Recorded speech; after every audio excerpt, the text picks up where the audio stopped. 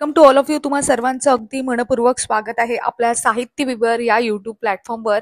तर आपण या यूट्यूब प्लॅटफॉर्मवर एमपीएससी PYQ आहे त्याच्याशी संबंधित एक सिरीज चालवलेली आहे, ज्यामध्ये आपण एमपीएससीचे झालेले जे पेपर आहे ग्रुप बी चे आणि ग्रुप सी चे सध्या तरी आपण प्रिलिम्सचे घेत आहोत, समोर आपण मेन्सचे घेणार आहोत. आणि हे सिरीज कंटिन्यू झाल्यानंतर म्हणजे हे सिरीज झाल्यानंतर आपण करंट अफेअरचे लेक्चर डेली अपलोड करणार आहोत.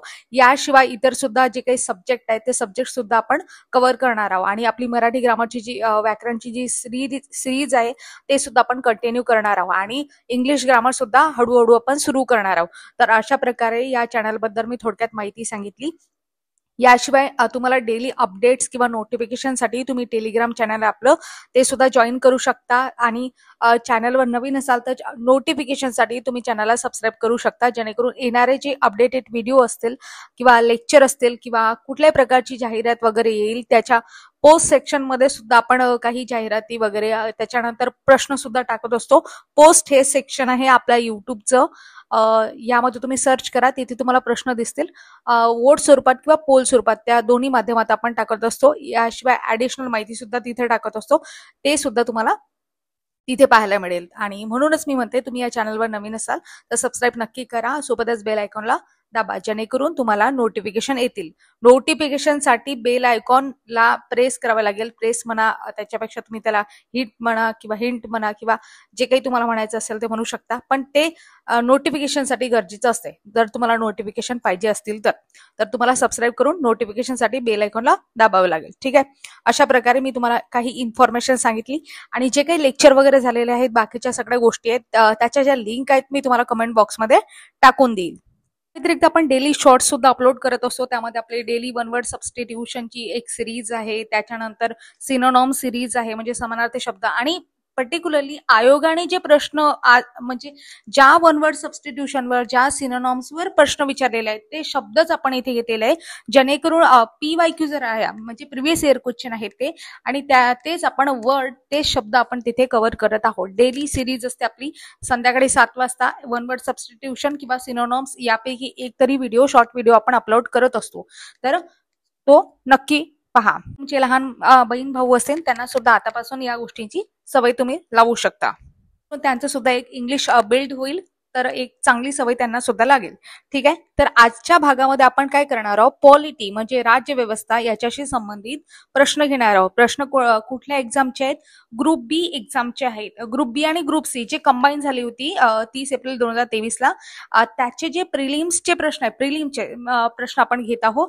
समोर मेन्सचे घेऊ आणि बाकीचे सुद्धा PYQ कव्हर करू. TCH चे, IBPS चे जसा जसा ऍड येतील तशा तशा आपण कव्हर करत राहू. ठीक आहे. तर यामध्ये आपण कशाचे पॉलिटीचे प्रश्न घेत आहोत आणि कुठल्याही प्रकारचा वेळ न गमावता आपण पॉलिटीच्या प्रश्नांना सुरुवात करूया. ग्रुप बी एक्झाम मध्ये आलेला म्हणजे ग्रुप सी आणि ग्रुप बी एक्झाम मध्ये आलेला हा प्रश्न, पहिला प्रश्न पॉलिटीचा या पेपर मधला आणि 51वा प्रश्न आहे.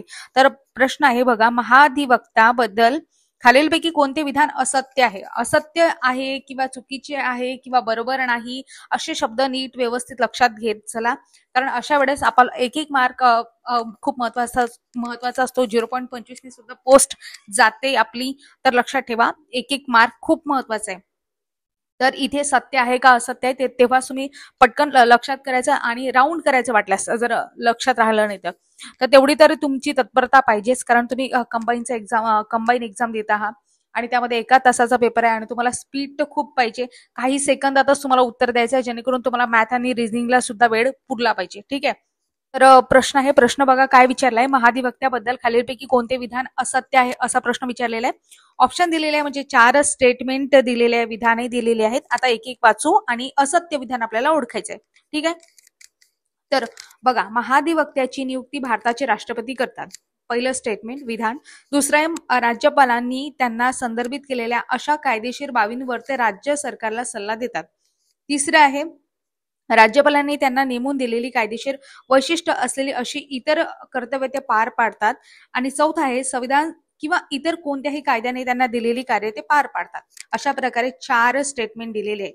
आता मला सांगा, यामध्ये राज्यपाल आणि राष्ट्रपती दोघांचा सुद्धा उल्लेख आलेला आहे, बरोबर आहे. बेसिक नॉलेज पाहिजे महाधिवक्ता आणि महान्यायवादी. महाधिवक्ता यांची नेमणूक कोण करत असतं? राज्यपाल करत असतात. आणि महान्यायवादी यांची नेमणूक कोण करत असतं? राष्ट्रपती करत असतात. महाधिवक्ता कुठे असतो? राज्याच्या लेवलला म्हणजे राज्य पातळीवर, आणि महान्यायवादी केंद्र पातळीवर.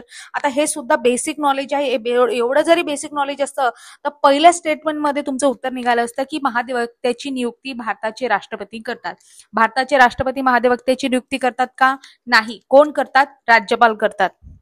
एक महत्वाची गोष्ट म्हणजे अशी की ज्यांना काहीच नॉलेज नाही तरी सुद्धा प्रश्नाचं उत्तर द्यायचंय, तुक्का मारायचंय, तर लॉजिकली तुम्ही असं केलं असतं ना, राष्ट्रपती आणि राज्यपाल दोन गोष्टी एक सोबत येणार नाही, आणि डॉमिनंट इथे राज्यपाल आहे म्हणून तुम्ही राष्ट्रपती ते स्टेटमेंट चुकीचे करू शकतात. दोन दोन याच्या दोन दोन विधाने थोडी ना चुकीचे होतील, म्हणून असं सुद्धा तुम्ही लॉजिक लावू शकता. आता याबद्दल आपण काय करू, डिटेल इन्फॉर्मेशन घेऊ. तसं मी याबद्दल महाधिवक्ता आणि महान्यायवादी याबद्दल संपूर्ण लेक्चर सुद्धा टाकलेलं आहे. त्याची लिंक वाटल्यास मी कमेंट बॉक्समध्ये टाकून देईल, तुम्ही ते पाहू शकता. आपल्या युट्यूब चॅनलला अपलोड केलेलं आहे महाधिवक्ता आणि महान्यायवादी यांच्याबद्दल. महाधिवक्ता यांच्याबद्दल वक्तव्य आहेत आणि स्टेटमेंट आहेत म्हणून लक्षात घ्या. महाधिवक्ता यांची नियुक्ती कोण करत असतात? राज्यपाल करत असतात. आणि भारताच्या महान्यायवाद्यांची नियुक्ती कोण करत असतात? राष्ट्रपती करत असतात. बेसिक आहे, तुम्हाला माहिती पाहिजे. महाधिवक्ता यांच्याशी संबंधित कोणतं कलम आहे, आर्टिकल आहे असं विचारलं जाते, तर 165 हे कलम आहे, तुम्ही म्हणू शकता. आणि राज्यातील सर्वोच्च कायदा अधिकारी म्हणून त्यांना ओळखलं जातं. राज्यपाल तर नेमणूक तर राज्यपाल करतात हे ते माहिती आहे. त्यांचे वेतन भत्ते कोण ठरवते? तर राज्यपालच ते ठरवत असतात.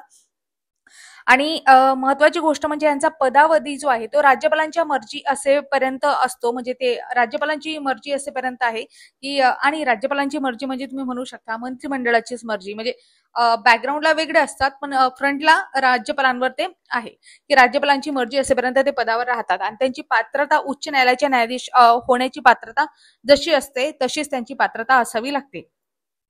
महत्वाची गोष्ट, राज्य विधिमंडळाच्या दोन्ही सभागृहात व ते सदस्य असलेल्या समितीत त्यांना बोलण्याचा, कामकाज करण्याचा अधिकार आहे, मात्र त्यांना मतदान करण्याचा अधिकार नाही. आता राज्य विधिमंडळ आहे, राज्य विधिमंडळामध्ये विधानसभा येऊ शकते, विधान परिषद असतं. ते दोन्ही सभागृह आहेत, तर दोन्ही सभागृहामध्ये ते काय करू शकतात? भाग घेऊ शकतात, सदस्य होऊ शकतात, किंवा सदस्य म्हणून तिथे त्यांना बोलण्याचा अधिकार आहे, कामकाजात भाग घेण्याचा अधिकार आहे, मात्र त्यांना मतदान करण्याचा अधिकार आहे का? नाही.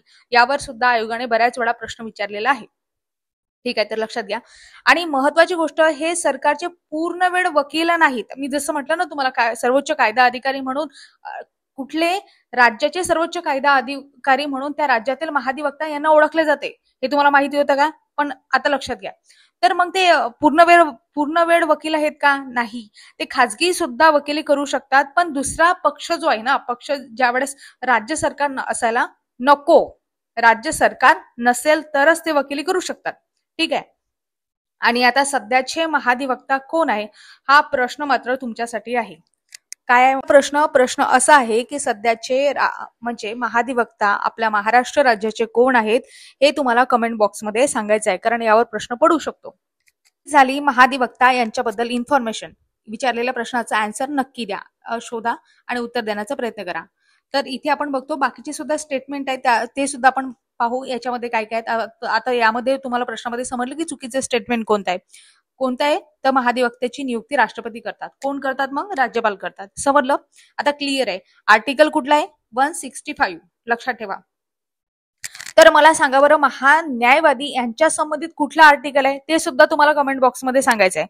महान्यायवादी यांच्याबद्दल कुठला आर्टिकल आहे आणि कोणत्या भागामध्ये त्यांचा समावेश होतो ते सुद्धा तुम्हाला सांगायचं आहे. तर आता आपण महाधिवक्ता आहे त्यांच्याबद्दल उरलेले स्टेटमेंट आहे ते सुद्धा समजून घेऊ, कारण पुढे समोर प्रश्न बनवू शकतो. तर या प्रश्नामध्ये काय दिलेलं आहे? दुसरं स्टेटमेंट आहे की राज्यपालांनी त्यांच्या संदर्भित केलेल्या अशा कायदेशीर बाबींवर ते राज्य सरकारला सल्ला देतात. हो, कायदेशीर सल्ला देणारच ना, कारण की सर्वोच्च कायदा अधिकारी आहे ते राज्यातली.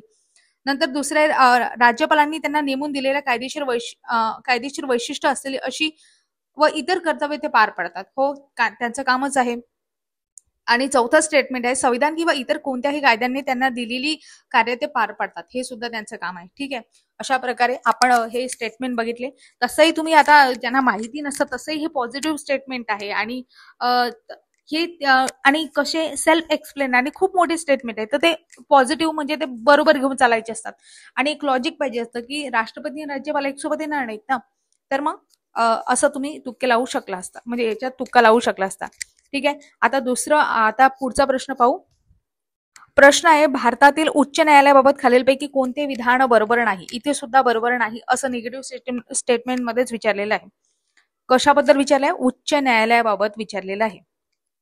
आता बघा, ऑप्शन पाहू म्हणजे स्टेटमेंट पाहू काय सांगितलेलं आहे. उच्च न्यायालय जनहित याचिकांची संबंधित याचिका स्वीकारू शकतात. साहजिक गोष्ट आहे, स्वीकारणारच ना. दुसरं आहे की उच्च न्यायालयाच्या प्रत्येक न्यायाधीशास नियुक्ती उच्च न्यायालयाच्या प्रत्येक न्यायाधीशाची नियुक्ती राष्ट्रपती करतात. ठीक आहे, पुढे जाऊ. राज्याचे राज्यपाल उच्च न्यायालयाच्या न्यायाधीशांची नियुक्ती करतात.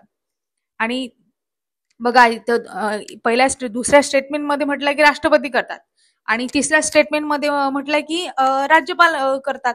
आता दोन्ही बरोबर असू शकतात का? मग 2 आणि 3 पैकी उत्तर असणार ना. आणि चौथा आहे, उच्च न्यायालयाच्या न्यायाधीशांचे निवृत्तीचे वय 62 वर्ष आहे. अशा प्रकारे आता आपल्याला समजलं कोणतं बरोबर नाही. आणि 2 विधाने यामधले कसे आहेत? इंट्रो म्हणजे एकमेकांच्या विरुद्ध आहेत असं तुम्ही म्हणू शकता. एकमेकांच्या विरुद्ध आहेत कोणते? 2 आणि 3. एक तर राष्ट्रपती करतील, एक तर राज्यपाल करतील. मग इथे काय सांगितलेलं आहे? आपल्याला माहिती पाहिजे की उच्च न्यायालयाचे न्यायाधीश असतात, त्यांची नियुक्ती असते. प्रत्येक उच्च न्यायालयाच्या न्यायाधीशांची, मुख्य न्यायाधीशाची नियुक्ती कोण करत असतात? तर राष्ट्रपती करत असतात. आणि सल्ला मात्र राज्यपालांचा ते घेत असतात, पण तो काही असा त्यांच्यावर बंधनकारक नाही. तर लक्षात ठेवा, कोण करत असते? उच्च न्यायालयाच्या न्यायाधीशांची नियुक्ती राष्ट्रपती करत असतात. मग राज्यपाल कोणत्या न्यायालयाच्या न्यायाधीशांची नियुक्ती करतात? तर जिल्हा न्यायाधीश म्हणजे जिल्हा न्यायाधीश आहेत त्यांची नियुक्ती राज्यपाल करत असतात. मात्र उच्च न्यायालयाच्या न्यायाधीशाची नियुक्ती करत नाही, ते राष्ट्रपतींना सल्ला देऊ शकतात. ठीक आहे, अशा प्रकारे आता तुम्हाला हे क्लिअर आहे. ठीक आहे, इथे मुद्दा दिलेला आहे की जसं उच्च न्यायालयाच्या न्यायाधीशांच्या निवृत्तीचे वय 62 वर्ष आहे, तर सर्वोच्च न्यायालयाच्या न्यायाधीशाच्या निवृत्तीचे वय किती आहे? तर 65 वर्ष आहे. सर्वोच्च न्यायालय म्हणजे सुप्रीम कोर्ट म्हटलं तर 65 वर्ष आणि उच्च न्यायालय म्हटलं तर 62 वर्ष. जास्तीत जास्त इतक्या वर्षापर्यंत ते पदावर राहू शकतात. ठीक आहे, आता क्लिअर आहे तुम्हाला म्हणजे निवृत्तीचं वय आता क्लिअर झालं. ते सर्वोच्च न्यायालय, उच्च न्यायालय असा उल्लेख आलेला आहे म्हणजे उच्च न्यायालयाचा उल्लेख आलेला आहे. तर मी तुम्हाला सांगते, सर्वोच्च न्यायालय तो भाग 5 मध्ये सर्वोच्च न्यायालय संबंधित कलम किती आहेत? 124 ते 147 हे सर्वोच्च न्यायालयाच्या संबंधित कलम आहेत. तर लक्षात ठेवा, जेव्हा आपण उच्च न्यायालयाचा विचार करतो तर त्याच्याशी संबंधित कुठला भाग आहे? तर भाग 6 हा त्याच्याशी संबंधित येतो. आणि कलम जर विचारलं तर कलम 214 ते 231 लक्षात ठेवा. अशा प्रकारे उच्च न्यायालय आणि सर्वोच्च न्यायालयाबद्दल मी तुम्हाला सांगितलं. त्यासाठी एकदम साधा सोपा प्रश्न की सध्या भारतामध्ये किती उच्च न्यायालय अस्तित्वात आहेत? सध्याच्या परिस्थितीमध्ये भारतामध्ये किती उच्च न्यायालय आहेत? जसं घटक राज्य किती आहेत? समजा 28 घटक राज्य आहेत, तर 28 उच्च न्यायालय आहेत का? असे असतील तर ते सांगा. म्हणजे तुम्हाला फक्त आकडा सांगायचा की इतके सध्या अस्तित्वात उच्च न्यायालय आहेत.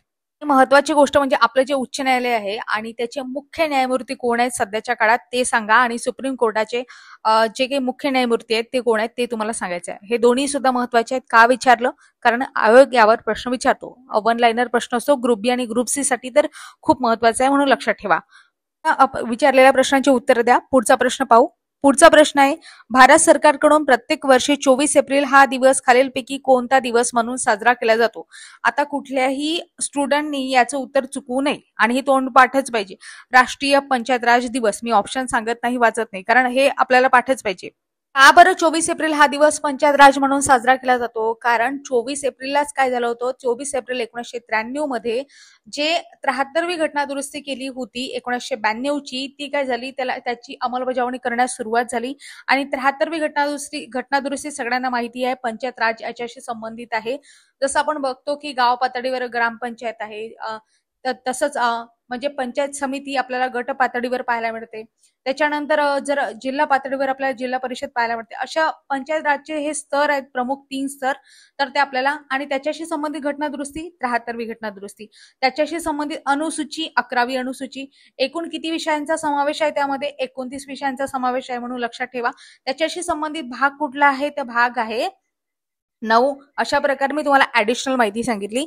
तर राष्ट्रीय पंचायत राज दिवस का बरं साजरा केला जातो हे तुम्हाला समजलं की 73वी घटना दुरुस्ती 1992 ला झाली होती. त्याची अंमलबजावणी 24 एप्रिल 1993 पासून सुरुवात करण्यात आली. याशिवाय आणखी एक ऐतिहासिक बॅकग्राऊंड सुद्धा आहे याला. पंडित जवाहरलाल नेहरू यांनी सुद्धा पंचायत राजला मान्यता दिली होती त्यावेळेस, असं एक बॅकग्राऊंड सुद्धा आहे. आता बाकीचे आपण ऑप्शन इथे बघतो, तर यामध्ये राष्ट्रीय जनसंपर्क दिन आहे, राष्ट्रीय मतदार दिवस आहे आणि राष्ट्रीय साक्षरता दिन आहे. आता आयोगाने इथे ऑप्शन दिलेले आहे, याचा अर्थ समोर यामध्ये प्रश्न विचारण्याचे चान्सेस आहेत. आता राष्ट्रीय मतदार दिन कधी असतो हे तुम्हाला माहिती पाहिजे. राष्ट्रीय मतदार दिवस दरवर्षी 25 जानेवारी रोजी साजरा केला जातो, 26 जानेवारीच्या एक दिवस आधी. आता असं सांगितलं मग लक्षात राहते.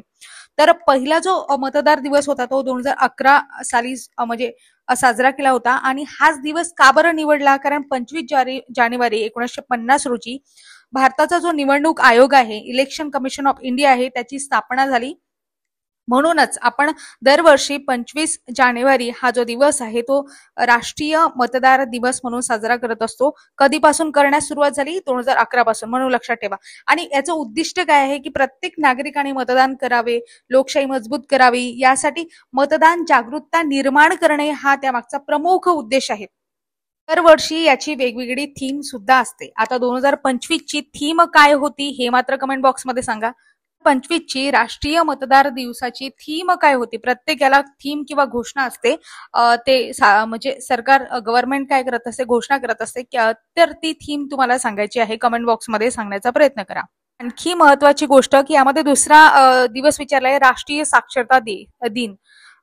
तुम्ही इथे राष्ट्रीय मतदार दिन आहे त्याला काय म्हणू शकतो, पण नॅशनल वोटर डे असं म्हणतो. इंग्लिशमध्ये सुद्धा विचारू शकतात, सांगता येत नाही. आयोगाचे काही शब्द असतात जे इंग्लिशमध्ये सुद्धा असतात, पर्टिक्युलरली सायन्सच्या बाबतीत तसं असते.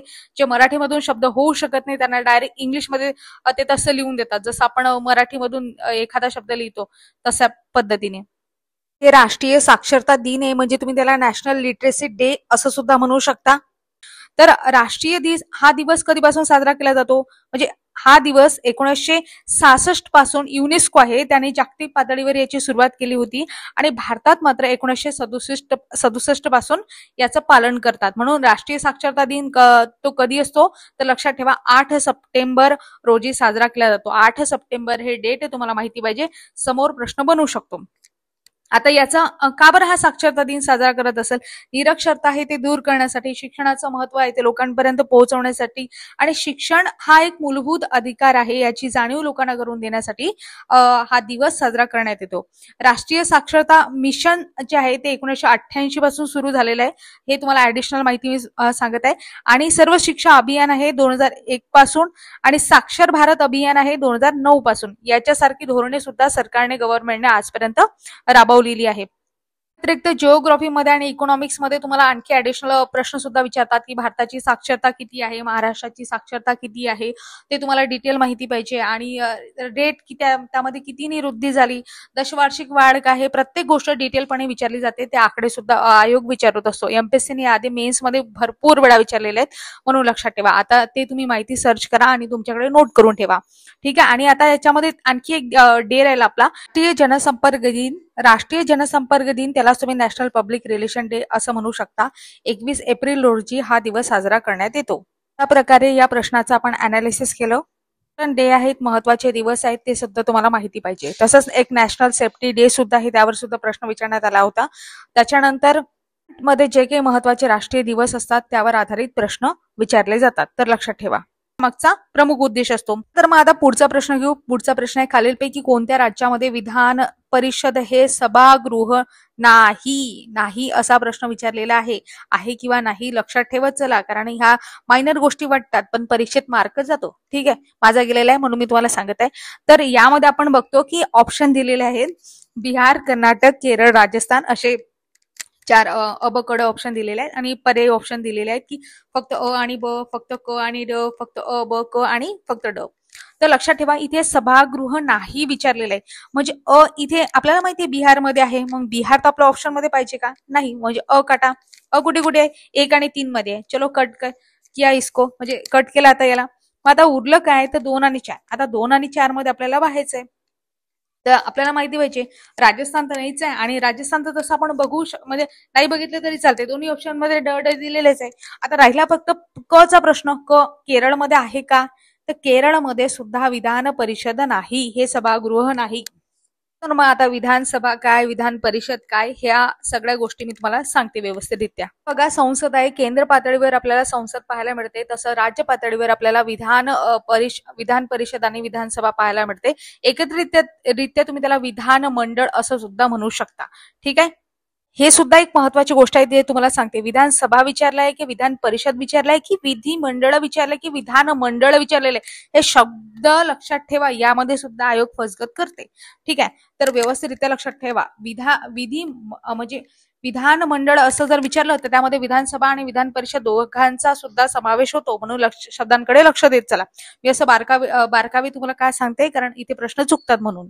काय सांगितलं, जसं संसद असते, संसदेमध्ये आपण बघतो लोकसभा, राज्यसभा आणि राष्ट्रपती यांचा समावेश होतो. हे प्रमुख 3 अंग आहेत संसदेचे.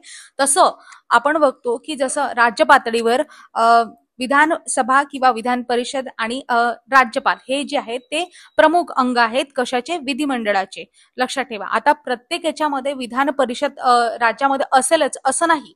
विधान परिषद स्थापनेसाठी काय करत असते, विधानसभाच मंजूर करत असते ठराव, आणि तो ठराव मग पास करण्याचं काम संसदेचं असते. पण ठराव जो आहे किंवा ठराव कोण मांडत असते? विधानसभा मांडत असते. म्हणून लक्षात ठेवा. कोण करत असते? तर संसद करत असते. म्हणजे विधान परिषद तयार करायची का रद्द करायची हे कोणाच्या हाती आहे? शेवटी संसदेच्या हाती आहे, असं तुम्ही म्हणू शकता. विधानसभेच्या रचनेबद्दल बोलतो. विधानसभेमध्ये आपण बघतो कमीत कमी 500 आणि जास्तीत जास्त म्हणजे कमीत कमी 60 आणि जास्तीत जास्त 500 इतकी म्हणजे महत्तम संख्या इतकी असू शकते. राज्याच्या लोकसंख्येनुसार ती असते. मग आता काही राज्य आहेत त्याच्यामध्ये अपवाद सुद्धा आहे. समजा गोवा आहे, आता तेवढी लोकसंख्याच नाही तर मग तिथे 40 विधानसभेची रचना सांगत आहे मी, विधान परिषदेची नाही. तर विधानसभेची रचनेमध्ये गोव्याची सध्या जी काही संख्या आहे ते किती आहे? 40च आहे. मिझोरमची 40 आहे किंवा सिक्कीमची 32 आहे. आणि सर्वाधिक जर आपण म्हणतो तर उत्तर प्रदेशची आहे 403, त्याच्यानंतर पश्चिम बंगालचा नंबर लागतो 294 वगैरे, आणि महाराष्ट्र 3ऱ्या क्रमांकावर येतो की 288. महाराष्ट्राची विधानसभेची जी रचना आहे त्याच्यामध्ये किती आमदार असू शकतात? तर 288 आमदार असू शकतात. हे तुम्हाला माहिती पाहिजे. आमदार म्हटलं तर राज्य पातळीवर, खासदार म्हटलं तर कुठे? केंद्र पातळीवर. लक्षात ठेवा. आणि त्याच्यानंतर कुठे? बिहारचा नंबर लागतो. जसं मी सर्वाधिक जर विचारले तर विचारू शकते असं आयोग, तर लक्षात ठेवा. आणि महत्वाची गोष्ट, जसं केंद्रशासित प्रदेश सुद्धा आहेत त्या ठिकाणी सुद्धा आहेत. प्रत्येक केंद्रशासित प्रदेशामध्ये नसते, कारण लोकसंख्या तेवढी भरत नाही. मग कुठले केंद्रशासित प्रदेश आहेत? तर दिल्ली आणि पुदुचेरी आहे की त्या ठिकाणी विधानसभा आपल्याला पाहायला मिळते. मी जसं सांगितलं की महाराष्ट्रामध्ये आपण बघतो की 288 सीट आहे. 288 सीट पैकीही एससी साठी जे असतात, म्हणजे शेड्यूल कास्ट आहे, त्यांच्यासाठी 29 जागा राखीव असतात, आणि एसटी म्हणजे शेड्यूल ट्राईब्स असं आपण म्हणू शकतो, त्यांच्यासाठी 25 जागा राखीव असतात. अशा 54 जागा ज्या आहेत त्या आरक्षित असतात 288 सीट पैकी. हे सुद्धा माहिती लक्षात ठेवा. आता हे झाली विधानसभा याच्याबद्दल माहिती. आता आपण विधान परिषद याच्याबद्दल माहिती पाहू. विधान परिषद आहे, तर आता सध्याच्या काळामध्ये म्हणजे सध्याच्या परिस्थितीमध्ये एकूण 6 राज्य आहे की ज्यामध्ये विधान परिषद आहे. आता ते 6 राज्य कोणते, ज्यावर आपला प्रश्न विचारलेला आहे, लक्षात ठेवा. आंध्र प्रदेश, कर्नाटक, महाराष्ट्र, तेलंगणा, उत्तर प्रदेश आणि बिहार. जम्मू काश्मीरला होती, पण जम्मू काश्मीरला आता सध्या नाही. कारण काय झालं? 31 ऑक्टोबर 2019 पासून ती बरखास्त करण्यात आली. म्हणून लक्षात ठेवा, जम्मू काश्मीरची विधान परिषद होती ती आता काय झाली? रद्द करण्यात आली. मग आता एकूण किती आहेत अस्तित्वात सध्याच्या परिस्थितीमध्ये? एकूण 6 विधान परिषदा अस्तित्वात आहेत, असं लक्षात ठेवा. कुठल्या? आंध्र प्रदेश, कर्नाटक, महाराष्ट्र, तेलंगणा, उत्तर प्रदेश आणि बिहार. आणि यामध्ये सर्वाधिक संख्या जी आहे विधान परिषदेमध्ये सीट, तर ती उत्तर प्रदेशमध्ये आहे, म्हणून ते सुद्धा लक्षात ठेवा. त्याच्यानंतर आपल्या महाराष्ट्राचा क्रमांक लागतो. 78 सीट आहेत विधान परिषदेमध्ये, ते सुद्धा लक्षात ठेवा.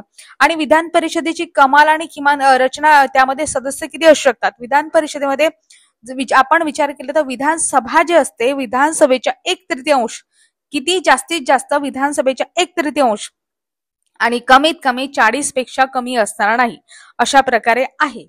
अशा प्रकारे त्याची रचना असते. आणि लक्षात ठेवा, राज्यामध्ये विधान परिषद नष्ट करणे किंवा निर्माण करणे याच्या संबंधित एक आर्टिकल सुद्धा आहे. 169 आर्टिकल सांगते तुम्हाला, कारण विचारू शकते. 169 मध्ये तरतूद केलेली आहे. विधान परिषद जर निर्माण करायची असली किंवा नष्ट करण्याची असली तर अधिकार कोणाला आहे? संसदेला आहेत. पण कायदा करण्यापूर्वी संबंधित राज्याच्या विधानसभेने तसा ठराव मांडावा लागतो, विशेष बहुमताने तो पारित करावा लागतो आणि तेव्हा कुठे अधिकार कोणाला भेटतात ते संसदेला, की कायदा हा पण विधान एक गोष्ट लक्षात ठेवा की विधान सभेने जरी कायदा केलेला असला म्हणजे त्याच्यावर ठराव जरी पारित केलेला असला तरी तो संसदेवर बंधनकारक नाही. मात्र राज्य विधानसभेच्या ठरावाविना संसद संबंधित कायदा करू शकत नाही. पण ठराव महत्वाचा असतो पण बंधनकारक नाही. ठीक आहे. आणि याला 368 अंतर्गत घटना दुरुस्ती म्हटल्या जाणार नाही किंवा म्हणता येत नाही, हे सुद्धा लक्षात ठेवा. अशा प्रकारे मी तुम्हाला विधान परिषद याबद्दल माहिती सांगितली. पूर्वी बऱ्याच ठिकाणी विधान परिषदा होत्या, जसं जम्मू काश्मीरला होती 2019ला ती रद्द करण्यात आली. पंजाबची होती 1969ला ती रद्द करण्यात आली. पश्चिम बंगाल मध्ये सुद्धा होती 1969ला. तामिळनाडू 2010 मध्ये होती ती रद्द करण्यात आली. आणि मध्य प्रदेशला सुद्धा होती. आणि कोणाकोणाची प्रोसेस चालू आहे सध्या, आसाम आणि राजस्थान याची प्रोसेस चालू आहे, हे सुद्धा ऍडिशनल माहिती लक्षात घ्या. आयोग प्रश्न विचारू शकतो कारण एक प्रश्न आधी यावर विचारला होता. पश्चिम बंगालची जे मंजूर केली होती त्याच्यानंतर तो प्रस्ताव झाला होता 6 जुलै 2021ला. पण अजूनही त्यावर काही म्हणजे विधान परिषद तिथे निर्माण झाल्याचं आपल्याला दिसत नाही. पुढचा प्रश्न घेऊ. अचूक जोड्या लावा असा प्रश्न विचारण्यात आलेला आहे. आता जोड्यामध्ये एक घटना दुरुस्ती यावर प्रश्न आहे, प्रामुख्याने आपण बघतो. 61वी घटना दुरुस्ती, 44वी घटना दुरुस्ती, 41वी, 73वी असे ऑप्शन आहेत. आणि एकीकडे आहे राज्य लोकसेवा आयोगातील सदस्यांचे सेवानिवृत्तीचे वय 60 वरून 62 वर्ष, त्रिस्तरीय पंचायत राज व्यवस्था, मतदारांचे वय 21 वरून 18 वर्ष आणि राष्ट्रपती, उपराष्ट्रपती आणि पंतप्रधान यांच्या निवडणुकीविषयी वाद सर्वोच्च व उच्च न्यायालयात, अशा प्रकारे ऑप्शन दिलेले आहेत. तर आता सगळ्यांना माहिती असेल 61वी घटना दुरुस्ती आहे. त्यामध्ये सांगितलंय मतदारांचं वय 21 वरून 18 वर्ष केलेलं आहे. नंतर आपण बघतो की म्हणजे अ ची जोडी आहे ती 3 याला लागायला पाहिजे म्हणजे, आणि असं ऑप्शन मध्ये एकच दिलेलं आहे ऑप्शन क्रमांक 2 मध्ये अ ची जोडी 3 सोबत. नंतर 44वी घटना दुरुस्ती आहे. 44वी घटना दुरुस्ती माहिती पाहिजे सगळ्यांना की राष्ट्रपती आहे, उपराष्ट्रपती आणि पंतप्रधान यांच्या निवडणुकीविषयी जे वाद आहे ते सर्वोच्च व उच्च न्यायालयामध्ये त्याच्याशी रिलेटेड 44वी घटना दुरुस्ती आहे. 41वी घटना दुरुस्ती जे आहे ते राज्य लोकसेवा आयोगातील सदस्यांचे सेवानिवृत्तीचे वय 60 वरून 42 वर्षे करण्यासाठी केली गेली होती. तर लक्षात ठेवा 41वी घटना दुरुस्ती. आणि 73वी घटना दुरुस्ती सगळ्यांना माहितीच आहे, ती म्हणजे त्रिस्तरीय पंचायत राज व्यवस्था त्याच्याशी संबंधित आहे. आपल्या ऑप्शन मध्ये 3, 4, 1, 2 पाहिजे आणि असं ऑप्शन क्रमांक 2 मध्ये दिलेलं आहे, म्हणून ऑप्शन क्रमांक 2 हे आपल्या प्रश्नाचं योग्य उत्तर होईल. तर इथे आपण घटना दुरुस्ती आहे यावर हमखास प्रश्न विचारला जातो. आणि ग्रुप सी, ग्रुप बी आणि ग्रुप ए म्हणजे त्यासाठी सुद्धा प्रश्न विचारण्यात येतात. तर घटना दुरुस्ती आहे डिटेलपणे माहिती पाहिजे. घटना दुरुस्ती म्हणजे काय, घटना दुरुस्तीचे प्रकार आहे कोणते आहेत, कोणत्या कलमा अंतर्गत घटना दुरुस्ती करता येते, 368 अंतर्गत करता येते. त्या आधारित आपण एक लेक्चर सुद्धा घेतलेलं आहे, आपल्या युट्यूब चॅनलला अपलोड केलेलं आहे, ते तुम्ही पाहू शकता. ठीक आहे. तर पुढचा प्रश्न पाहू. पुढचा प्रश्न आहे सरपंचाचे अधिकार आणि कर्तव्ये याबाबत खालील विधाने विचारात घ्या असा प्रश्न विचारण्यात आलाय. आणि 3 स्टेटमेंट आहेत आणि त्याच्यानंतर पर्यायी ऑप्शन दिलेले आहेत. 3 स्टेटमेंट मध्ये सांगितले आहे ग्रामसभेत म्हणजे पहिलं स्टेटमेंट आहे अ, ग्रामसभेत मंजूर झालेल्या ठरावाची अंमलबजावणी करणे. ब आहे ग्रामपंचायतीच्या मालकीची मालमत्तेची संरक्षण करणे. क आहे ग्रामपंचायतील क्षेत्रातील प्राथमिक शाळांवर देखरेख ठेवणे. अशा प्रकारे 3 स्टेटमेंट आहे. पर्यायी ऑप्शन आहे यापैकी अयोग्य विधान विचारलेलं आहे. योग्य की अयोग्य लक्ष द्या. यामध्ये जास्त निगेटिव्ह स्टेटमेंटच विचारलेले आहेत. तुम्ही बघू शकता पॉलिटीच्या क्वेश्चन मध्ये आतापर्यंत जास्त निगेटिव्ह स्टेटमेंटवरच भर देण्यात आलेला आहे. यामध्ये ऑप्शन आहेत फक्त अ, फक्त ब, फक्त क आणि यापैकी नाही. तर याचं योग्य उत्तर आहे फक्त क. कारण ग्रामसभेत मंजूर झालेल्या ठरावाची अंमलबजावणी करणे सरपंचाचं काम आहेच, त्याचे अधिकार आहेत, त्याचे कर्तव्य सुद्धा आहेत. ग्रामपंचायतीच्या मालकीचे मालमत्तेचे संरक्षण करणं हे सुद्धा एक कॉमन सेन्स आपल्याला पाहिजे होते. दोन्ही पहिलं स्टेटमेंट दुसरं स्टेटमेंट कॉमन सेन्सनी समजते की ते त्याचे अधिकार आहेत. फक्त आपण जर म्हटलं तर आपल्याला कन्फ्युजन कुठे झाली असती, फक्त क विधान आहे किंवा चौथा आहे यापैकी नाही, यामध्ये झाली असती कन्फ्युजन. पण यामध्ये विचारलं काय, अयोग्य विधाने निवडा विचारलेलं आहे. आणि अयोग्य पर्टिक्युलरली ऑप्शन सी किंवा डीच असतो. जर तुम्हाला तुक्का लावायचा असेल तर जास्त करून प्रश्नांमध्ये असं पाहायला मिळालं. पण आता आपण बघतो याचं अयोग्य विधान आहे की ग्रामपंचायती क्षेत्रातील प्राथमिक शाळांवर देखरेख करणे हे जिल्हा परिषदेच्या अंतर्गत येते, म्हणजे हे सरपंचाचं कर्तव्य नसते, म्हणून लक्षात ठेवा. तर ऑप्शन क्रमांक 3 हे याचं उत्तर होईल ते अयोग्य विधान आहे. तर लक्षात ठेवा क विधान कसं आहे, अयोग्य आहे. कॉमन सेन्सने तुम्ही हा प्रश्न सोडवू शकले असते. आता पुढचा प्रश्न पाहू. खालीलपैकी कोण सरकारी आयोगाचे सदस्य नव्हते? केंद्र राज्य संबंधित हा आयोग होता, त्याच्याशी रिलेटेड आहे. तर यामध्ये ऑप्शन दिलेले आहेत Shri B Shivaraman, doctor S R Sen, Rama Subramaniam आणि यापैकी नाही. तर सदस्य नव्हते. बघा निगेटिव्ह स्टेटमेंटवर भर आहे असं का म्हणत आहे, कारण या पॉलिटीच्या प्रश्नामध्ये जास्त करून निगेटिव्ह स्टेटमेंट विचारलेले आहेत. तर नव्हते यामध्ये कोण नव्हतं? याच्यामध्ये आपल्याला माहिती पाहिजे सरकारी आयोग आहे तो प्रामुख्याने केंद्र राज्य याच्याशी संबंधित आहे. आता याबद्दल मी तुम्हाला डिटेल माहिती सांगते. राज्य संबंध आहे त्याच्याशी संबंधित हा आयोग आहे, त्याला सरकारी आयोग असं आपण म्हणतो. त्याची स्थापना 1983 मध्ये झाली होती आणि त्याने अहवाल जो होता या आयोगाने 1988 मध्ये सादर केला होता. याच्यामध्ये 3 सदस्य आपल्याला पाहायला मिळतात. न्यायमूर्ती आर एस सरकारिया ते अध्यक्ष होते त्याचे, आणि 2 सदस्य होते. सदस्यापैकी बी शिवरामन आणि एस आर सेन हे त्याचे सदस्य होते. म्हणजे यामध्ये कोण नव्हतं असं आपण म्हणू शकतो. ऑप्शन मध्ये दिलेले आहे रामा सुब्रमण्यम हे नव्हते, म्हणून ऑप्शन क्रमांक सी जसं आपण बघतो की हे याचं योग्य उत्तर होईल की ते त्या सरकारी आयोगामध्ये सामील नव्हते. ठीक आहे, मग हा आयोग कशासाठी होता? मी तुम्हाला जसं सांगितलं केंद्र राज्य संबंधाचा अभ्यास करण्यासाठी होता. आणि सर्वोच्च न्यायालयाचे निवृत्त न्यायाधीश होते न्यायमूर्ती सरकारिया, त्यांच्या अध्यक्षतेखाली केंद्र सरकारने हा स्थापन केला होता. 1 वर्षामध्ये अहवाल देण्यास त्यांना सांगितलं होतं, पण त्याच्यामध्ये काय झालं, मुदत 4 वेळा वाढवण्यात आली. शेवटी 1988 मध्ये त्यांनी तो अहवाल सादर केला. कधी झाला होता? 1983, आणि सादर कधी केला? 1988. जवळजवळ 5 वर्ष घेतले असं आपण म्हणू शकतो. असं मी तुम्हाला काय सांगत आहे, कारण लक्षात राहावं म्हणून. आणि शिफारशी आपण बघतो त्यांनी 247 शिफारशी केल्या होत्या, आणि याच्यामध्ये शिफारशींमध्ये काही शिफारशी याआधी मेन्स मध्ये विचारलेल्या आहे. राज्यसेवा मेन्स मध्ये प्रश्न विचारण्यात आलेले आहेत, ते मी तुम्हाला सांगते. जसं 356चा वापर शेवटचा पर्याय म्हणून करण्यात आला. ऑल इंडिया सर्व्हिस प्रबळ करण्याबाबत त्यांनी काही शिफारशी केल्या होत्या. त्रिभाषा सूत्र लागू करण्यासाठी त्यांनी काही उपाययोजना कराव्या असं सांगितलं होतं. कलम 263 आपण बऱ्याच वेळा विचारलं जाते कलम 263 कशाशी संबंधित आहे. तर कलम 263 आहे ती आंतरराज्य परिषद स्थापन करावी असं अशी जी शिफारस होती ती कोणत्या आयोगाने केली होती? तर लक्षात ठेवा सरकारी आयोग आहे त्यांनी ती शिफारस केली होती. समवर्ती विषयावरील कायदा करण्यापूर्वी केंद्राने राज्यांशी चर्चा करावी असं सुद्धा त्यांनी सांगितलं होतं. आणि विधानसभेत बहुमत असेपर्यंत राज्यपालाने मंत्री परिषद बरखास्त करू नये या स्टेटमेंटवर पण खूप वेळा प्रश्न विचारण्यात आलेला आहे. राज्य विधानसभेत असं विचारलेलं आहे की राज्य विधानसभेत बहुमत असेपर्यंत राज्यपालाने मंत्री परिषद बरखास्त करू नये. त्याच्यानंतर राष्ट्रपतीने राज्य विधेयकाला संमती देण्यास उशीर जरी केलास तरी राज्य सरकारला तसे कळवणे आवश्यक करावे अशा शिफारशी त्यांनी केल्या होत्या. राज्यपालाबाबत त्यांच्यावर प्रश्न विचारण्यात येतो की केंद्र राज्य संबंधात दुरावा येण्यास राज्यपाल पद कारणीभूत असल्याचे त्यांनी स्पष्ट कबुली दिली होती. राज्यपाल पद रद्द करण्याची मागणी त्यांनी फेटाळली होती. लक्षात ठेवा मागणी फेटाळली होती, आयोग म्हणते फेटाळली नव्हती असं म्हणते. असं सुद्धा प्रश्न विचारण्यात आले होते.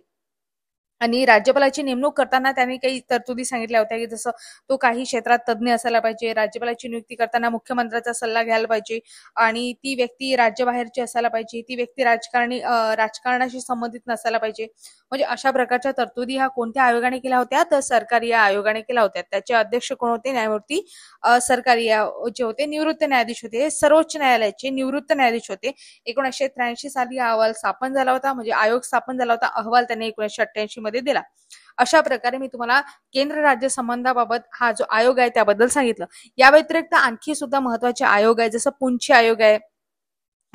तो 27 एप्रिल 2007 मध्ये म्हणजे त्याची स्थापना झाली होती. त्याच्यानंतर त्यांनी सुद्धा जवळजवळ 310हून अधिक शिफारशी केल्या होत्या. आणि त्याच्यानंतर आणखी बरेचसे आयोग आहेत, जसं पहिला प्रशासकीय सुधारणा आयोग त्याच्याशी रिलेटेड आहे, राजमन्नार समिती आहे, आनंदपूर साहिब ठराव आहे, पश्चिम बंगाल जाहीरनामा आहे. म्हणजे हे सगळे तुम्हाला सांगितले ना, हे केंद्र राज्य संबंधाबाबतचे आयोग आणि समिती आहेत. तर हे सुद्धा तुम्ही डिटेलपणे करून ठेवा, तर प्रश्न विचारण्याचे चान्सेस आहेत. मग आता समोरचा प्रश्न पाहू. प्रश्न आहे निवडणूक आयोगाची कर्तव्ये स्पष्ट करण्यासाठी कोणत्या कलमात सुधारणा करण्यात आली असा प्रश्न विचारण्यात आलेला आहे. यामध्ये 4 पर्याय दिलेले आहे, जसं कलम 324 भाग 10, कलम 324 भाग 15, कलम 300 भाग 9, कलम 298 भाग 6 अशा प्रकारे 4 विधाने दिलेली आहेत. आता लक्षात ठेवा, कलम 324 भाग 15 मध्ये निवडणूक आयोगाची कर्तव्ये स्पष्ट करण्यात आलेली आहेत. पण बघितलं तर भाग 15 मध्ये कलम 324 ते 329 दरम्यान या कलमांमध्ये म्हणजे 324 ते 329 या दरम्यान भाग 15 मध्ये निवडणूक प्रक्रिया सांगितलेली आहे. म्हणजे निवडणुकीबाबत घटनात्मक तरतुदी करण्यात आलेल्या आहेत. जसं 324 मध्ये सांगितलेलं आहे की निवडणुकीचे अधीक्षण, निर्देशन आणि नियंत्रक निवडणूक आयोगाने करणे.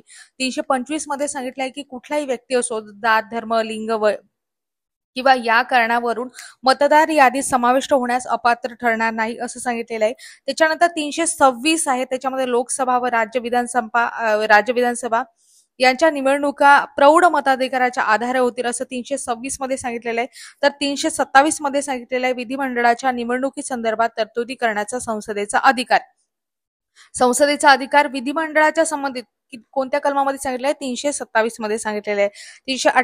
328 मध्ये सांगितले राज्य विधानमंडळाचा अशा निवडणुकीबाबत तरतुदी करण्याचा राज्य विधानमंडळाचा अधिकार. ठीक आहे. आणि त्याच्यानंतर 329 मध्ये सांगितलेले आहे की निवडणुकी संदर्भात हस्तक्षेप करण्यास न्यायालयास बंदी. अशा प्रकारे काही वैशिष्ट्य घटनात्मक तरतुदी आपल्याला 324 ते 329 दरम्यान पाहायला मिळतात. तर मी तुम्हाला ठळक काही महत्वाच्या गोष्टी सांगितल्या. या आधी मी तुम्हाला निवडणूक आयोग आहे त्याबद्दल डिटेल माहिती सांगितली. आधीचे जे पॉलिटीचे लेक्चर झालेले त्यामध्ये सुद्धा आपण डिटेलपणे माहिती सांगितलेली आहे. आता इथे सुद्धा तुम्हाला मी परत एकदा माहिती सांगते निवडणूक आयोगाबद्दल. जसा भारताचा निवडणूक आयोग असतो तसा राज्याचा सुद्धा निवडणूक आयोग असतो. आता राज्याच्या निवडणुकीबद्दल मी मागच्या वेळेस तुम्हाला प्रश्न विचारला होता. तर बघा, आता सुरुवातीला भारताचा निवडणूक आयोग सांगते आणि त्याच्यानंतर राज्याचा निवडणूक आयोग सुद्धा सांगते. भारताचा निवडणूक आयोग आहे त्याची स्थापना म्हणजे दोन्ही सुद्धा घटनात्मक संस्था आहेत आणि घटनेने तरतुदी केलेल्या आहेत. जसं मी तुम्हाला आधी आर्टिकल आणि कलम सांगितलेच. ठीक आहे. तर बघा, घटनात्मक संस्था आहे ही म्हणजे भारतीय निवडणूक आयोग. कलम 324 ते 329 दरम्यान तरतुदी सांगितलेल्या घटनेमध्ये. आणि स्थापना कधी झाली? 25 जानेवारी 1950 मध्ये. आणि 2011 पासून 25 जानेवारी पासून आपण मतदार दिवस म्हणून साजरा करतो. मतदार दिवस याआधी मी तुम्हाला डिटेल सांगितलेच आहे. याचं मुख्यालय जे आहे ते दिल्ली या ठिकाणी आहे. यामध्ये एक मुख्य निवडणूक आयुक्त असतात आणि निवडणूक आयुक्त जे असतात ते कोण ठरवत असते, किती निवडणूक आयुक्त असतील हे जे ठरवण्याचा अधिकार आहे तो राष्ट्रपतींना आहे. राष्ट्रपती ठरवत असतात. कारण 1950 ते 1989 या दरम्यान काय झालं होतं, एक सदस्यच आयोग होता. त्याच्यानंतर त्यामध्ये बहुसदस्य करण्यात आला, म्हणजे 2 सदस्य आणखी ऍड करण्यात आले. आणि हे कोणाची मर्जी असते, कोण ठरवत असते? राष्ट्रपती ठरवत असतात. तर 1989 ते 90 पासून बहुसदस्य हा आयोग आहे. एक मुख्य निवडणूक आयुक्त आणि इतर 2 सदस्य आपण म्हणू शकतो. त्यांना सुद्धा तसेच अधिकार असतात, फक्त त्यामध्ये समानातील प्रथम आपण त्यांना म्हणू शकतो. आणि नेमणूक कोण करते? तर राष्ट्रपती त्यांची नेमणूक करत असतात. तर लक्षात ठेवा, काय झालं होतं मी तुम्हाला एक गोष्ट डिटेलपणे सांगते की जसं मी तुम्हाला सांगितलं 1950 ते 1989 या दरम्यान ते एक सदस्य होत्या. मग 1989 ते 1990 या दरम्यान तो बहुसदस्य झाला. मग परत एक सदस्य झाला होता 1990 ते 1993 दरम्यान. आणि 1993 पासून तो बहुसदस्यीय आहे. आता ही ऍडिशनल गोष्ट मी तुम्हाला सांगितल्या. आता चीफ इलेक्शन कमिशनर आहे की आणि बाकीचे इलेक्शन कमिशनर आहेत, त्यांचं वयोमर्यादा ते जे म्हणजे 6 वर्ष किंवा 65 वर्ष यापैकी जे अगोदर होईल ते सांगितलेलं आहे. आणि मतभेद झाल्यास आपण बघतो निर्णय जो आहे तो बहुमताने घेतला जातो. तर लक्षात ठेवा. आणि याचं कार्य काय आहे? तर भारतीय निवडणूक आयोग आहे ते कार्य असं आहे की लोकसभा आहे, राज्यसभा आहे, विधानसभा आणि विधान परिषद सुद्धा, त्याच्यानंतर राष्ट्रपती आणि उपराष्ट्रपतीच्या निवडणुका घेणे. आता भारतीय निवडणूक आयोग आहे, मग विधानसभा आणि विधान परिषद तर राज्याशी रिलेटेड आहे. मग राज्य निवडणूक आयोग त्याच्या निवडणुका घेतो का? नाही. तर केंद्र निवडणूक आयोगच त्याच्या निवडणुका घेत असतो, म्हणून लक्षात ठेवा. आणि याला न्यायिक पुनर्विलोकनाचं तत्व सुद्धा लागू आहे. म्हणजे न्यायिक पुनर्विलोकन म्हणजे काय? हे घटनात्मकता तपासण्याचा अधिकार न्यायालयांना देण्यात आलेला आहे. ठीक आहे. आणि पहिले निवडणूक आयुक्त कोण होते? सुकुमार सेन होते. आणि पहिल्या मुख्य निवडणूक आयुक्त महिला कोण होत्या? तर VS रमादेवी ह्या होत्या. आता या दोन्ही तुम्हाला स्टेटमेंट सांगितले, पहिले निवडणूक आयुक्त आणि पहिल्या महिला, या दोन्हीवर प्रश्न विचारून झालेले आहेत. आणि आता प्रश्न विचारण्याचे चान्सेस आहे की सध्याचे मुख्य निवडणूक आयुक्त कोण आहेत आणि ते कितवे आहेत, हे मात्र तुम्हाला कमेंट बॉक्समध्ये सांगायचं आहे की सध्याचे आताचे मुख्य निवडणूक आयुक्त भारताचे कोण आहेत आणि ते कितवे एकोणातवे कितवे निवडणूक आयुक्त आहेत ते कमेंट बॉक्समध्ये सांगण्याचा प्रयत्न करा. सोपा प्रश्न आहे, प्रश्नाचं उत्तर देण्याचा प्रयत्न करत जा. जेव्हा तुम्ही ते सर्च करता किंवा लिहिता किंवा एक दोन गोष्टी तुम्हाला दुसऱ्यांना सांगता, त्या तुम्हाला जास्त काळासाठी लक्षात राहतात. मी जेव्हा हे लेक्चर घेते किंवा तुम्हाला सांगते, यातून माझं सुद्धा नॉलेज अपडेट होत जाते आणि तुम्हाला सुद्धा माहिती मिळत जाते, मला सुद्धा त्याचा फायदा होतो आणि तुम्हाला सुद्धा त्याचा फायदा होतो. म्हणून नॉलेज देत चला. ठीक आहे. आता हा झाला केंद्रीय निवडणूक आयोग. आता याचप्रमाणे राज्य निवडणूक आयोग सुद्धा आहे, पण त्याच्या तरतुदी मात्र वेगळ्या आहेत, त्याच्यासाठी वेगळे आर्टिकल आहेत. कारण राज्य निवडणूक आयोगाची स्थापना 26 एप्रिल 1994 मध्ये झाली. कधी झाली? कारण महाराष्ट्राची निर्मिती 60 मध्ये झाली तेव्हा. आणि केंद्रीय निवडणूक आयोग जेव्हा स्थापन झाला होता तेव्हा महाराष्ट्र अस्तित्वात होतं का? म्हणजे सेपरेट असतं, त्याच्यामध्ये द्विभाषिक होतं ते त्याआधी. 1960 पासून आपण बघतो महाराष्ट्राची निर्मिती झाली. त्याच्यानंतर महाराष्ट्र राज्यासाठी निवडणूक आयोगाच्या तरतुदी करण्यात आल्या. मग तो 26 एप्रिल 1994 पासून महाराष्ट्र राज्य निवडणूक आयोग जो आहे तो अस्तित्वात आला. त्याला घटनात्मक दर्जा जो आहे कलम 243 नुसार देण्यात आलेला आहे.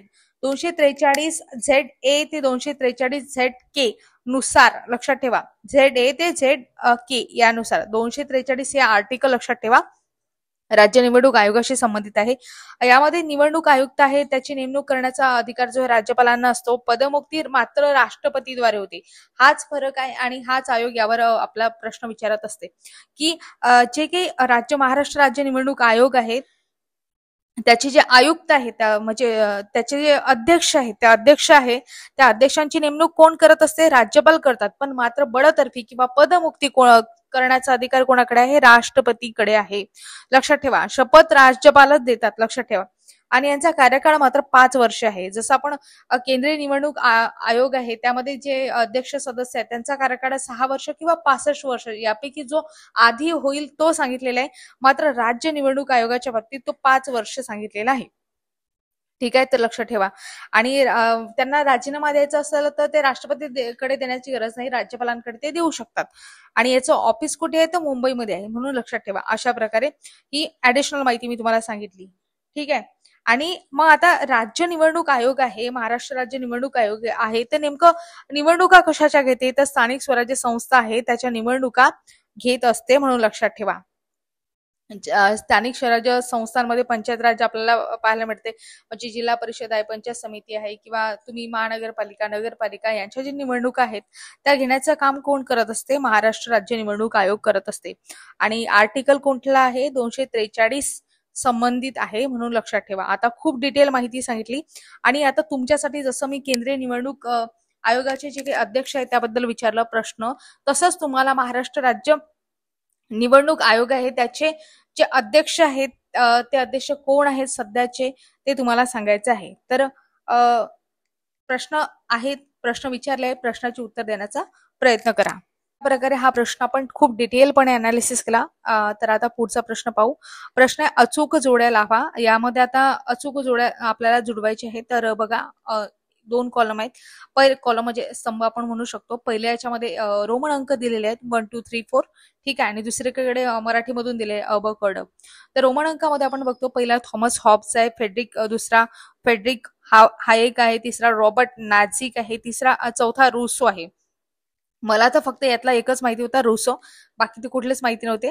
आणि याच्यावरूनच माझं उत्तर निघालं होतं की रुसोचं जे उत्तर आहे ते आपण फ्रेंच राज्यक्रांतीचा जनक म्हणून म्हणतो. मी तुम्हाला सांगते समोर. तर यामध्ये इकडच्या स्तंभामधले ब गटातले आपण ऑप्शन पाहू. यामध्ये सांगितले अँग्लो ऑस्ट्रियन तत्वज्ञ, फ्रेंच राज्यक्रांतीचा जनक, ब्रिटिश तत्वज्ञ आणि अमेरिकन तत्वज्ञ अशा प्रकारे ऑप्शन दिलेले आहेत. तर जसं मी तुम्हाला सांगितलं रुसो मला माहिती होता आणि सगळ्यांना माहिती असायलाच पाहिजे, हिस्ट्रीमध्ये आपल्याला माहिती असते. तर रुसो जो आहे तो रुसो फ्रेंच राज्यक्रांतीचा जनक म्हणून त्याला ओळखलं जाते. म्हणून 4 जो ऑप्शन आहे ते ब मध्ये सांगितलेले आहे आणि ब आपल्याला एकाच ऑप्शन मध्ये दिसते. 4ला ब ते 2 मध्ये सांगितलेले आहे. ठीक आहे. थॉमस हॉब्स आहे, त्याची जोडी कशाची लागते? ब्रिटिश तत्वज्ञ आहेत ते.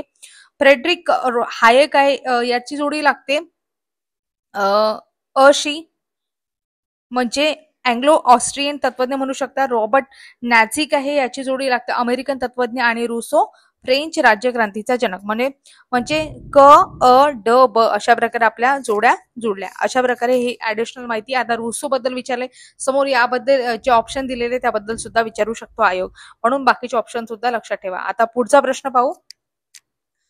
प्रश्न आहे, भारताच्या संविधान परिषदेच्या कार्याविषयीच्या समितीचे अध्यक्ष कोण होते? आता वन लाईनर स्वरूपात प्रश्न आहे आणि सगळ्यांना याचं उत्तर आलंच असेल.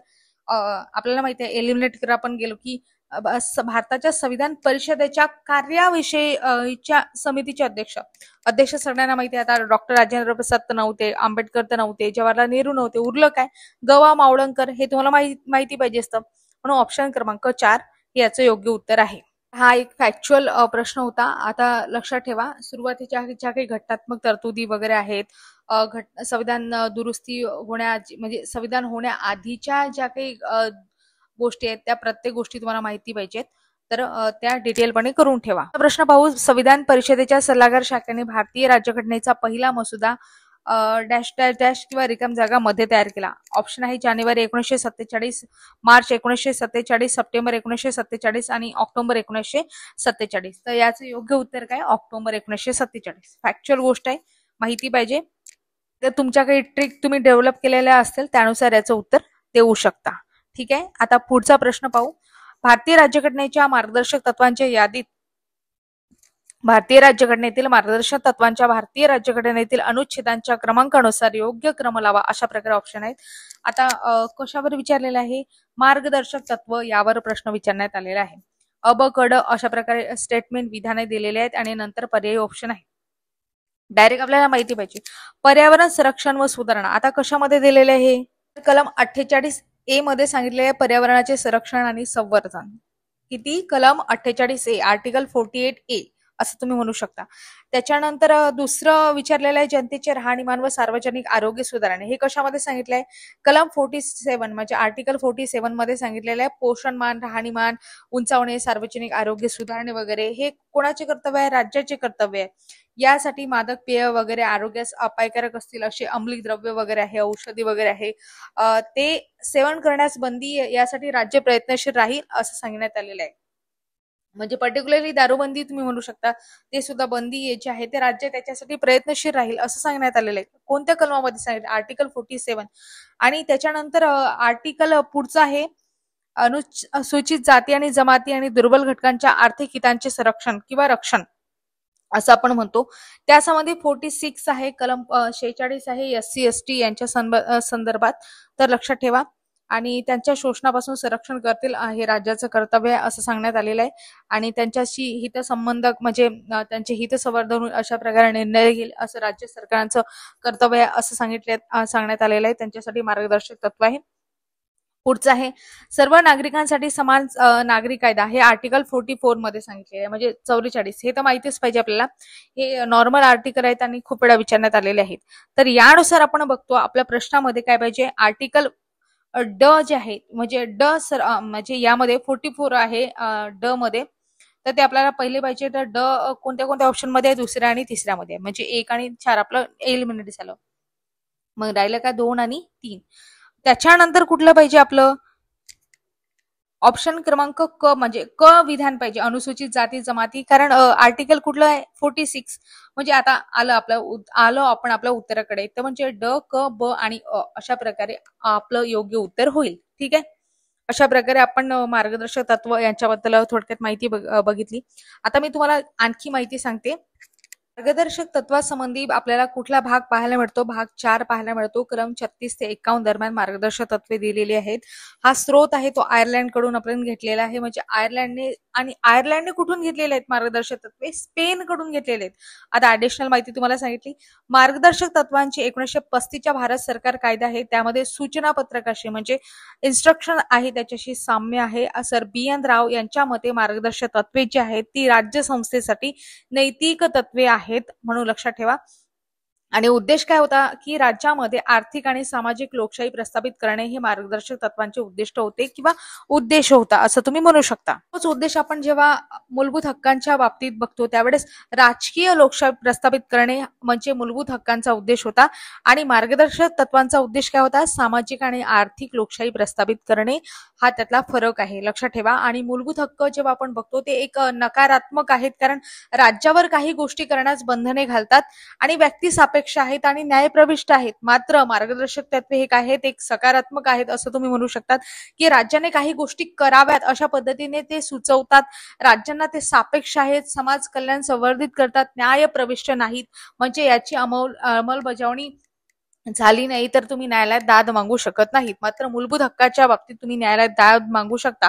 असे कुठले आर्टिकल आहे की ज्याच्या अंतर्गत जर तुमचे मूलभूत हक्क डावलले गेले किंवा तुमच्या मूलभूत हक्कांवर गदा आली किंवा मूलभूत हक्क पाळले गेले नाहीत तर तुम्ही उच्च न्यायालयात किंवा सर्वोच्च न्यायालयात धाव घेऊ शकता. तर ते कोणते आर्टिकल आहे त्याच्या अंतर्गत तुम्ही सर्वोच्च न्यायालयात किंवा उच्च न्यायालयात जाऊ शकता तर ते तुम्हाला कमेंट बॉक्समध्ये सांगायचं आहे. प्रयत्न करा, सांगण्याचा प्रयत्न करा की या आर्टिकलनी तुम्ही सुप्रीम कोर्टात जाऊ शकता आणि या आर्टिकलनी तुम्ही उच्च न्यायालयात डायरेक्ट धाव घेऊ शकता. आणि कोणाच्या बाबतीत आहेत मूलभूत हक्कांच्या बाबतीत. ठीक आहे. प्रश्न मार्गदर्शक तत्वांबद्दल होता. तर लक्षात ठेवा मी तुम्हाला सांगितलं की मार्गदर्शक तत्वे काय आहेत न्यायप्रविष्ट नाहीत म्हणजे त्याचे उल्लंघन झालं दाद मागता येत नाही. परंतु काही मार्गदर्शक तत्वे न्यायालयांना कायद्याची घटनात्मकता तपासण्यात मदत करतात असं सुद्धा स्टेटमेंट या आधी आयोगाने विचारलं आहे. काय मार्गदर्शक तत्वे न्यायप्रविष्ट आहेत का? नाही. उल्लंघन झाल्यास दाद मागता येते का? नाही. परंतु मार्गदर्शक तत्वे न्यायालयांना कायद्याची घटनात्मकता तपासण्यास मदत करतात म्हणून काही गोष्टी लक्षात ठेवा. चला तर मग आता पुढचा प्रश्न पाहू. पुढचा प्रश्न आहे मॉन्टेग्यू चेम्स्फर्ड या नावाने ओळखला जाणारा भारतीय घटनात्मक सुधारणाविषयक अहवाल रिकाम जगामध्ये प्रसिद्ध करण्यात आला होता. आता ऑप्शन आहे जून 1918, ऑगस्ट 1918, जुलै 1918, ऑक्टोबर 1918 अशा प्रकारे 4 ऑप्शन दिलेले आहे. याचं योग्य उत्तर आहे जुलै 1918. आता फॅक्च्युअल गोष्ट आहे माहिती पाहिजे आणि वाटल्यास तुम्ही ट्रिक तुमची डेव्हलप करू शकता. ठीक आहे. तर या 19च्या मॉन्टेग्यू चेम्स्फर्ड कायदा या जे काही कायदे झाले होते त्यावर आपण एखादं डिटेल सेपरेट लेक्चर घेऊ कारण हे लेक्चर खूप मोठं होत आहे. त्याच्यानंतर आपण पुढचा प्रश्न पाहू. पुढच्या प्रश्नामध्ये कोणती जोडी अयोग्यरित्या जुळलेली आहे किंवा आहेत असा प्रश्न विचारण्यात आलेला आहे. हा मूलभूत हक्कावर आधारित प्रश्न आहे. तर बघा यामध्ये अ ब क ड असे विधान दिलेले आहेत आणि नंतर पर्यायी ऑप्शन दिलेले आहेत. भेदभाव करण्यास मनाई कलम 15 मध्ये सांगितलेले आहे. अगदी योग्य आहे. कलम 15 मध्ये अशा प्रकारचं तरतूद केलेली आहे मूलभूत हक्कामध्ये. संमेलनाचा हक्क कलम 19 मध्ये सांगितलेला आहे हे सुद्धा बरोबर आहे. जीवित संरक्षणाचा हक्क हा मात्र कलम 21 मध्ये सांगितलेला आहे 20 मध्ये नाही. म्हणून अयोग्य जोडी आपल्याला क भेटते. आणि समोर सुद्धा पाहू अधिक ऑप्शन मध्ये घटनात्मक उपाययोजनाचा अधिकार कलम 32 मध्ये सांगितलेला आहे. आर्टिकल 32 मध्ये सांगितलेलं आहे. आर्टिकल 32 नुसार तुम्ही कुठे जाऊ शकता डायरेक्ट सर्वोच्च न्यायालयात धाव घेऊ शकता. ठीक आहे. आता मी तुम्हाला एका प्रश्नाचं उत्तर सुद्धा सांगितलं ज्यांना लिंक लागले असेल ते देऊ शकतात. ठीक आहे. यामध्ये कोणती जोडी अयोग्यरित्या जोडलेली आहे मग जीवित संरक्षणाचा अधिकार कलम 20 मध्ये सांगितलेला नाही तर कलम 21 मध्ये सांगितलेलं आहे. म्हणजे क जे आहे ते चुकीचं आहे. बरोबर आहे. तुमचे मूलभूत हक्क जे आहेत ते पाठच पाहिजेत. जसं आता मी तुम्हाला मूलभूत हक्काबद्दल 2-4 गोष्टी सांगते आणि डिटेलमध्ये किती मूलभूत हक्क आहेत ते तुम्हाला समरी सांगते. बघा मूलभूत हक्क जे आहे ते भाग 3 मध्ये सांगितलेले आहे. कलम 12 ते 35 या दरम्यान मूलभूत हक्काच्या तरतुदी आपल्याला भारतीय राज्यघटनेमध्ये म्हणजे संविधानामध्ये पाहायला मिळतात. आणि याचा अर्थ काय होतो मूलभूत हक्कांचा की व्यक्तीचा सर्वकष विकास होण्यासाठी आवश्यक असलेल्या काही हक्कांना राज्यघटनेद्वारे संरक्षण किंवा हमी दिली जाते. त्यांना मूलभूत हक्क असं म्हटले जाते. आणि स्रोत कुठून घेतलेला आहे जसं मी तुम्हाला सांगितलं मार्गदर्शक तत्वे आपण कुठून घेतले होते आयर्लंडकडून. आयर्लंडने कुठून घेतले होते स्पेन कडून. तसेच मूलभूत हक्क आहे जे आपण अमेरिकेकडून घेतलेले आहे म्हणून अमेरिकन राज्यघटनेकडून घेतलेला आहे म्हणून लक्षात ठेवा. आणि उद्देश काय होता की लोकांमध्ये भेदभाव न करता सर्व व्यक्तींना मूलभूत हक्कांची हमी देणे. राजकीय लोकशाहीच्या म्हणजे व्यक्तीच्या सर्वकष विकासावर आधारित हे मूलभूत हक्क आहे. त्यांना त्याच्या आदर्शांना चालना देणे, कायद्याचं शासन व्यवस्थित म्हणजे स्थापन करणे, राजकीय लोकशाही प्रस्थापित करणे हे कोणाचे उद्देश होते मूलभूत हक्काचे उद्देश होते असं आपण म्हणू शकतो. आणि मूलभूत हक्कामध्ये प्रामुख्याने सुरुवातीला 7 मूलभूत हक्कांची तरतूद होती पण आता सध्या मुख्य मी तुम्हाला सांगत आहे तर आता सध्या किती आहेत तर मालमत्तेचा जो हक्क आहे तो वगळण्यात आलेला आहे, म्हणजे कलम 31 म्हणू शकता. तर आता 6 मुख्य मूलभूत हक्क आहेत. जसं आपण बघतो की समानतेचा हक्क कलम 14 ते 18 दरम्यान सांगितलेला आहे. स्वातंत्र्याचा हक्क कलम 19 ते 22 दरम्यान सांगितलेला आहे. शोषणाविरुद्धचा हक्क कलम 23 ते 24 दरम्यान सांगितलेला आहे. धर्म स्वातंत्र्याचा हक्क कलम 25 ते 28 दरम्यान सांगितलेला आहे. त्याच्यानंतर सांस्कृतिक व शैक्षणिक हक्क आहेत जे कलम 29 ते 30 दरम्यान सांगितलेले आहेत. आणि घटनात्मक संरक्षणाचा हक्क आहे जो कलम 32 मध्ये सांगितलेला आहे. आपण कलम 31 वगळलं. 31 काय होता? मालमत्तेचा हक्क. आणि मालमत्तेचा हक्क आता काय झालेला आहे तर कायदेशीर हक्क झालेला आहे, मूलभूत हक्क नाही. कायद्याने तुम्ही दाद मागू शकता पण मूलभूत हक्काच्या बद्दल मागू शकत नाही. म्हणजे मूलभूत काय म्हटलं मी, जो हक्क आहे कलम 31 आहे तो वगळण्यात आलेला आहे. तर तो काय झाला, एक कायदेशीर हक्क झालेला, मूलभूत हक्कामधून तो वगळण्यात आलेला आहे. आणि तो आता कुठे आहे तर भाग 12 मधील कलम 30A मध्ये त्याचा समावेश केलेला आहे. मग तो आता घटनात्मक अधिकार आहे मात्र मूलभूत हक्क नाही. म्हणून मूलभूत हक्कांची संख्या किती झालेली आहे? एकूण 6 झालेली आहे, मुख्य मूलभूत हक्कांची संख्या. ठीक आहे, अशा प्रकारे ऍडिशनल माहिती तुम्हाला सांगितली. आणि काही मूलभूत हक्क आहेत जे फक्त काही नागरिकांसाठीच आहेत आणि काही मूलभूत हक्क आहेत जे कोणासाठी आहेत तर परदेशी व्यक्तींसाठी सुद्धा आहेत. मग असे कुठले मूलभूत हक्क आहेत जे फक्त भारतीय नागरिकांसाठी आहेत? ते कलम तुम्हाला कमेंट बॉक्समध्ये मेन्शन करायचे आहेत. ठीक आहे, कमेंट बॉक्समध्ये सांगण्याचा प्रयत्न करा. एकूण जवळजवळ 5 मूलभूत हक्क आहेत जे फक्त भारतीय नागरिकांना लागू आहेत, इतर कोणालाही लागू नाहीत. तर ते कलम आहेत, ते आर्टिकल आहेत, तुम्ही कमेंट बॉक्समध्ये सांगण्याचा प्रयत्न करा. समोरचा प्रश्न आहे, समवर्ती सूचीमध्ये खालीलपैकी कशाचा समावेश होत नाही? आता प्रश्न आपण पाहू. ऑप्शन दिलेले आहेत तर करारनामे, जंगले, जकात, दिवाळखोरी आणि नादारी असे ऑप्शन दिलेले आहेत. आणि पर्यायी ऑप्शन सुद्धा आहेत जसं ब, क, फक्त अ आणि फक्त क किंवा फक्त ड असे ऑप्शन दिलेले आहेत. तर यामध्ये योग्य याचं उत्तर आहे फक्त क. आता कारण काय मी सांगते तुम्हाला. समवर्ती सूची विचारलेली आहे. आता आपल्याला माहिती पाहिजे एकूण किती अनुसूची आहेत? 12 अनुसूची आहे. या आधीच्या भागामध्ये अनुसूची मी डिटेलपणे त्यावर लेक्चर घेतलेला आहे. डिटेलपणे तुम्हाला अनुसूचीतला प्रत्येक पॉइंट इन पॉइंट समजून सांगितलेला आहे. आधीचे लेक्चर बघितले नसतील पॉलिटिक्सशी संबंधित त्या आधीचे लेक्चर नक्की बघा. आणि त्याच्यानंतर बाकीच्या सिरीज सुद्धा तुम्ही कंटिन्यू करू शकता. बाकीचे हिस्ट्रीशी रिलेटेड आहे, सायन्सशी रिलेटेड आहे, जिओग्राफी आहे, इकॉनॉमिक्स आहे, प्रत्येक सब्जेक्ट आपण घेतलेला आहे. प्रश्नामध्ये समवर्ती सूची विचारलेली आहे. आपण बघतो 7वी अनुसूची आहे. किती? एकूण 12 अनुसूची आहेत, मी त्याबद्दल तुम्हाला सांगितलं. आता 7वी अनुसूची आहे त्यामध्ये केंद्र राज्य यांच्या अधिकाराच्या प्रामुख्याने 3 सूच्या दिलेल्या आहेत. त्यामध्ये आपल्याला संघ सूची, समवर्ती सूची आणि राज्य सूची पाहायला मिळते. संघ प्रश्न जे बोलता बोलता थोडे शब्द इकडे तिकडे होतात तेवढे समजून घेत जा. ठीक आहे, यामध्ये संघ सूचीमध्ये तुम्ही त्याला केंद्र सूची असं म्हणता, समवर्ती सूची आहे आणि नंतर राज्य सूची आहे. तर यामध्ये आपल्याला प्रश्न कशाबद्दल विचारला आहे? समवर्ती सूचीबद्दल विचारलेला आहे. समवर्ती सूचीमध्ये काय काय गोष्टी येतात जसं विवाह, घटस्फोट, न्यायिक प्रशासन, वन्य प्राणी वगैरे पक्षी, त्याच्यानंतर लोकसंख्या नियंत्रण, कुटुंब नियोजन आहे, मापदंड प्रस्थापित करणे वगळता, म्हणजे वगळता वजन व मापे. तसं वजन व मापे हे केंद्राचं काम आहे कारण त्याच्यासाठी मापदंड ठरवले जातात. मात्र मापदंड न ठरवता जे काही वजन मापे याच्याशी संदर्भित असतील ते समवर्ती सूचीमध्ये येतात.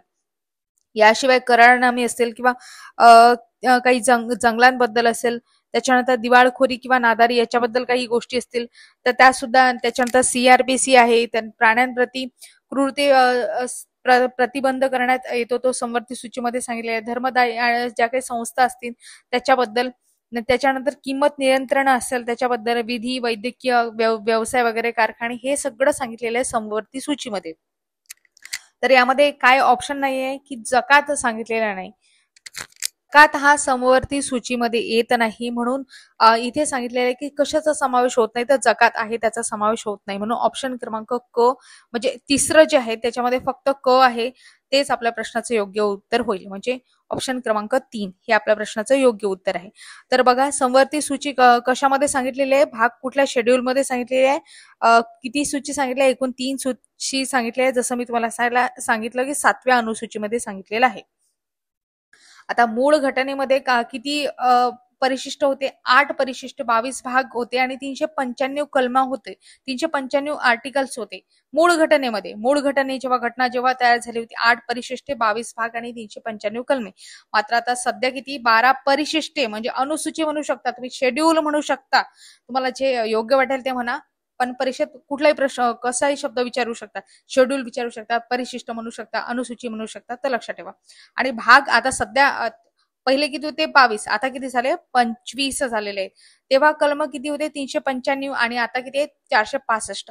तसं बघितलं तर शेवटच्या कलमाचा 395च आहे, पण इथे ऍडिशनल त्याच्यामध्ये गोष्टी ऍड झाल्या म्हणून ते 465 कलमे आपण आता म्हणतो. अशा प्रकारे मी तुम्हाला काही माहिती सांगितली. या लेक्चरमध्ये मी तुम्हाला खूप डिटेलपणे माहिती सांगितलेली आहे. प्रत्येक शब्द तुम्हाला सांगितलेला आहे जे इन्फॉर्मेटिव्ह आहे, पुढे परीक्षेमध्ये विचारू शकतात असा प्रत्येक वर्ड शब्द आपण कव्हर केलेला आहे. तर हे लेक्चर तुम्हाला कसं वाटलं हे कमेंट बॉक्समध्ये सांगायला विसरू नका.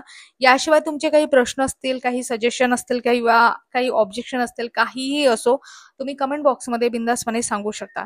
तर भेटूया अशाच नवनवीन व्हिडिओसह पुढील भागामध्ये. तर हा भाग तुम्हाला कसा वाटला हे कमेंट बॉक्समध्ये नक्की फीडबॅक द्या. भेटूया पुढील भागात नवनवीन व्हिडिओसह. तोपर्यंत तुम्हा सर्वांचे मनापासून